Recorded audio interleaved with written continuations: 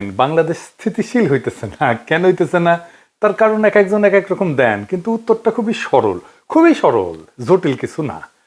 আপনি এই ভূখণ্ডের ইতিহাস পর্যালোচনা করলে দেখবেন ইন্ডিয়া সব ধরনের সংঘাতের জন্য দায়ী বাংলাদেশে।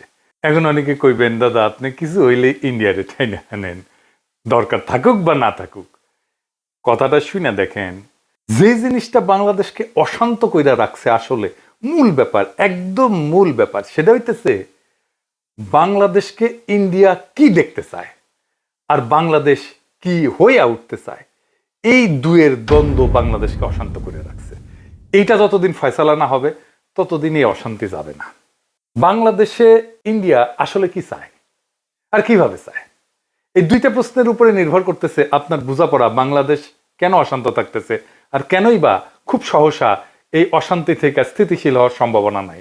কেউ কিছু মনে করেন না, আমার এই কথা শুনে আবার কেউ হতাশ হয়ে যায় না, কিন্তু এটা বাস্তবতাকে মোকাবেলা করাটা ভালো। এই দুইটা প্রশ্নের ফয়সালা করেন, বাংলাদেশ শান্ত হবে, স্থিতিশীল হবে। এই জন্য এই দুইটা প্রশ্নের উত্তর সমস্ত রাজনৈতিক দলকে দিতে হবে। সেটা হইতেছে ইন্ডিয়া প্রশ্নে, ইন্ডিয়ান নীতির প্রশ্নে আপনার অবস্থানটা কি, এটাতে পরিষ্কার করতে হবে। আপনি কি জানেন কিনা ইন্ডিয়া আসলে কি চায় বাংলাদেশে?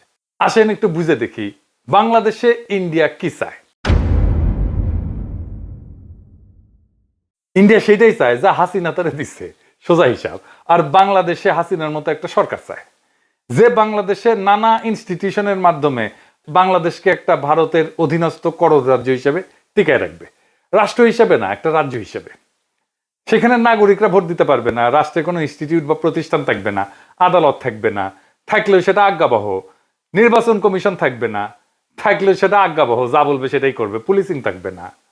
পুলিশিং মানে হবে ধরো, পিটো, মারো, খাও, ঘুষ খাও, এটাই হবে পুলিশিং। ব্যুরোক্রেসি থাকবে না। মানে একটা রাষ্ট্র হয়ে ওঠার জন্য যা যা দরকার তার কিছুই থাকবে না। সিভিল সোসাইটি থাকবে না, মিডিয়া থাকবে না স্বাধীন, এমনকি পেঁয়াজও তুমি উৎপাদন করতে পারবে না, করলেও আমদানি করতে হবে। তোমার দেশে ডাক্তারি বলে কিছু থাকবে না, তোমার রোগ হইলে চিকিৎসার জন্য ইন্ডিয়া যেতে হবে। আপনার দেশের জুই নারকেল তেল বিক্রি হবে না, যতই ভালো কোয়ালিটি হোক না কেন, প্যারাসুট চলবে। আপনার চাকরি হবে না বাংলাদেশে, এক্সিকিউটিভ আসবে ইন্ডিয়া থেকে, বিয়ার বাজার, ঈদের বাজার আপনি করতে যাবেন ইন্ডিয়ায়।